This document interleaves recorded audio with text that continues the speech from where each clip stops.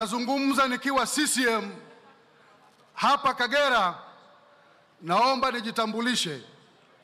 Mimi naitwa Ezekia Dibogo Wenje. Mimi nilikuwa mwenyekiti wa Chadema kanda ya Ziwa Victoria, mkoa wa Kagera, mkoa wa Geita na mkoa wa Mwanza. Ndani ya CCM nina kama siku 4 hivi, lakini nimeona mengi makubwa ya kusimulia. CCM hoye! Mheshimiwa Mwenyekiti, huko zamani tukiwa kule kwenye chama chetu huwa tuna kamati kuu. Kwenye kamati kuu ile kila tukikutana ilikuwa nakuja karatasi tunaita pepa ya siasa ya kuonyesha hali ya siasa nchini, jinsi vitu serikali inavyofanya na jinsi gani tunaweza tukakaunta. Sasa enzi hizo barabara zilikuwa zinajengwa kwa kasi, madaraja yanajengwa. Sisi tukakaa kwenye kamati kuu tukasema, kwa kasi hii ya maendeleo ya miundombinu, sisi tutoke vipi kukaunta haya maendeleo ya mabarabara? Sisi tukasema kwenye think tank yetu kule enzi hizo kwamba sisi tuambie wananchi kwamba sisi tunaamini kwenye maendeleo ya watu, sio maendeleo ya vitu. Tukimaanisha kwamba serikali iwekeze kwenye elimu, kwenye afya, kwenye maji na kwenye kilimo, kwenye miradi inayogusa wananchi moja kwa moja. Mheshimiwa Rais, nimetembea kwenye hii ziara, kila jimbo tulilopita mimi nimebaki na shangaa. Ukweli ni kwamba kila sehemu ukifika unasikia kuna mabilioni ya fedha zimepelekwa kwenye maji. Hayo ndio maendeleo ya watu. Mheshimiwa Rais, kila sehemu tukienda, kila mbunge hapa nasikia, mkoa wa Kagera kila sehemu tumeenda, kila mbunge anasimama hapa anasema mara shule zimeongezeka shule 30 ndani ya mwaka huu mfupi kwenye jimbo moja. Hayo ndio maendeleo ya watu. Mheshimiwa Rais, kila kitu. Sasa kama mimi nilikuwa kipofu huko, naona kazi kubwa imefanyika. Mimi Wenje nilikuwa mwenyekiti wa Chadema wa kanda. Mimi na uzoefu mkubwa, naelewa haya mambo. Hasa mtu wa Chadema wa kawaida, wewe huko unafanya nini? Njoo peoples, kazi kubwa imefanyika. Sasa Mheshimiwa Rais, haya mambo tulikuwa tunapinga, tulikuwa hayajui. CCM oye! Mheshimiwa Mwenyekiti, sekta binafsi katika kila nchi ni mbia mkubwa sana wa serikali katika kuleta maendeleo, lakini pia kukuza ajira. Lakini ili sekta binafsi watu walete mtaji kwenye nchi yetu kutoka mataifa mengine, lakini hata Watanzania hapa, ili wapeleke mitaji yao kwenye biashara, lazima serikali itengeneze miundombinu thabiti itakayochochea hiyo mitaji yao kukua. Mheshimiwa Rais, nimesikiliza kwenye hii ziara, asubuhi nimeamka nikiwa nasoma mwaka 2021 unaingia madarakani, Kenya ilikuwa inaongoza hapa East Africa kwa kuzalisha umeme. Mheshimiwa Rais, nimesoma leo asubuhi kwamba toka umeingia madarakani, Tanzania hapa uzalishaji wa umeme umeongezeka kwa 152%, 152%. Hii inaleta stability kwenye kukuza viwanda na kutengeneza ajira. Naomba niazime maneno. Kuna mtu yuko huko Chadema anaitwa Charles Odero, huwa na maneno anasema mbele kuna mwanga. Odero, naomba uniruhusu na mimi niazime hayo maneno yako. Mheshimiwa Rais, mbele kuna mwanga, na Watanzania Oktoba tutokeni wote tukatiki.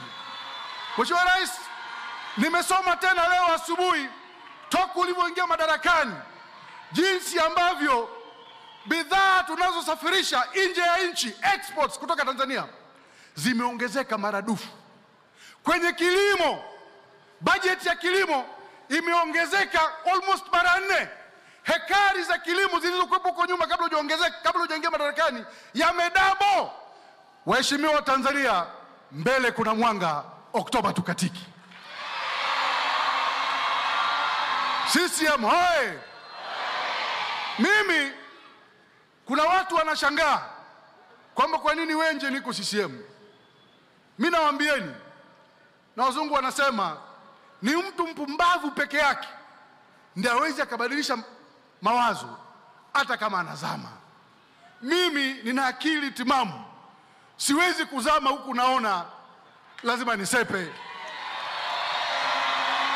Na narudia, na nilisema huko nyuma, lengo la chama cha siasa, chama chochote duniani, ni kwenda kupambana kushika dola. Ndio maana vyama vya siasa vimeanzishwa.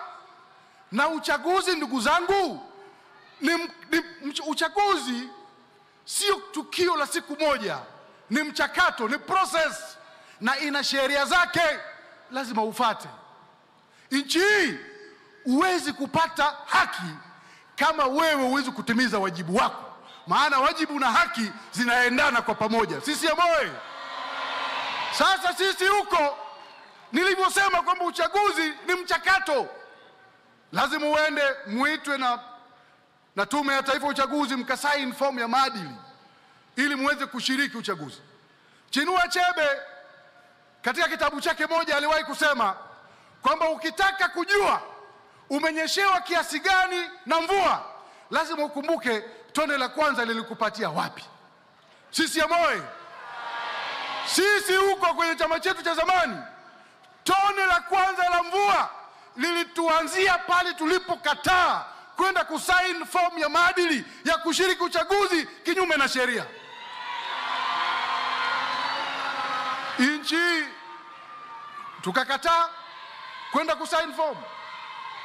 Matokeo yake watu tu wakaanza, Chadema imekataliwa na serikali kushiriki uchaguzi.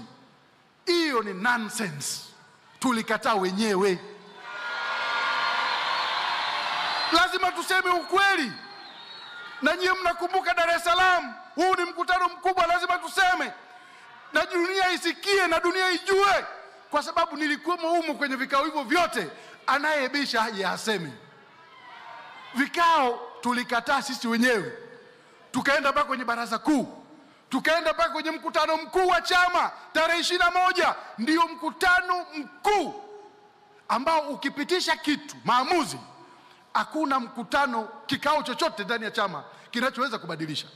Sisi tulienda kule tukasema atushiriki uchaguzi, licha ya kwamba mwaka 2004 kuna marekebisho kadhaa yalifanyika kwenye sheria ya uchaguzi katika taifa letu, na kuna baadhi ya mambo tuliyotaka sisi na tuliandika tukapeleka kwenye task force aliyounda Mheshimiwa Rais, iliyoongozwa na Profesa Mkandala na Ahmad Rashid akawa makamu wake. Sisi tulisema hatuna imani na wakurugenzi wa halmashauri wanaosimamia uchaguzi. Tulisema tunataka watu wengine independent wasimamie uchaguzi. Sheria ikabadilishwa. Leo hakuna mkurugenzi wa halmashauri anasimamia uchaguzi, lakini bado tulikimbia. Tulitaka kwamba mtu hata ukiwa mgombea peke yako mmoja, hakuna kupita bila kupingwa, upigiwe kura ya ndio na hapana. Sheria ikabadilishwa. Leo watu wanapigiwa kura ndio na nini? Hapana. Lakini bado tulikimbia. Tulitaka upatikanaji wa wale wajumbe wa Tume ya Taifa ya Uchaguzi, sio kwamba rais peke yake asimame tu ateue. Leo iliundwa kamati ya usaili inayoongozwa na watu independent, majaji wako hapo, tume ya haki za binadamu, lakini bado tulikimbia. Mimi wa Tanzania nawaambia, hii nchi hii ni kubwa kuliko mtu. Nchi hii ni kubwa kuliko chama chochote cha siasa. Wakati unafika lazima wote tusimame tuseme nchi kwanza. Sasa leo watu tu wanakuja huko wanakuambia eti Oktoba 29 chama chetu hicho cha zamani kimebaki kuwa NGO. Kwa sababu chama kama kishiriki uchaguzi, lengo lake ni nini sasa? So imebaki kuwa NGO, watu wanafanya harakati, chama kinakuwa control na watu ambao wako nje ya nchi. Mtu yuko Marekani, mwingine yuko Sweden, wengine wako Kenya. Kazi yao toka asubuhi mpaka jioni, na wana tweet mpaka usiku, ni kuchochea vurugu katika nchi yetu. Sisi hapa tunasema hatuna nchi nyingine. This is the only country we have. Sisi ya moyo. Sasa wewe kijana ukiwa hapa, mtu yuko Marekani, yeye anajua anavyopata hela. Wewe anakuambia kwamba sasa wewe nenda ukaandamane, yeye na mke wake na watoto wake na mke wake wao wako huko, wanajua wanavyoishi. Alafu wewe wanakuambia ukaandamane. Hapa Bukoba ni karibu na Uganda. Mnakumbuka story ya Kibwetere? Yule Kibwetere alikuwa ni msichana tu mmoja. Kabla hapo alikuwa anafanya kazi kwenye bar. Akawa mjanja huyo dada. Akatengeneza waumini. Akawaambia mwaka 2000 dunia inaisha, kipindi kile cha millennium. Akakusanya watu wote pale wajinga, wakakaa wanasifu Mungu tu pale kwamba dunia inaisha. 2000 ikaingia, Desemba ikaenda, Januari ikaja, Februari ikaja, mwezi wa 3 unafika, watu wanamuuliza mbona twendi mbinguni? Akaambia kaini humu, Yesu anakuja si muda mrefu. Aliwachoma wote na yeye akasepa.